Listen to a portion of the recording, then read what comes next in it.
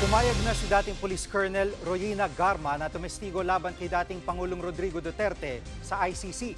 Ayon kay DOJ Secretary Boying Rimulya, nakipagpulong na si Garma sa mga kinatawan ng ICC sa Malaysia nitong linggo. Isa sa mga napag-usapan ay ang kanyang kaligtasan. Posibleng humarap si Garma sa confirmation of charges ni Duterte sa The Hague sa September 23. Si Garma nagbulgar noon ng umano'y reward system sa madugong drug war ni dating Pangulong Duterte. Our working relationship with the ICC involves witness protection. And the best way to protect her is actually for the ICC to meet her abroad. Because her life can be in danger in our country, let's face it. Uniform personnel ang kalaban.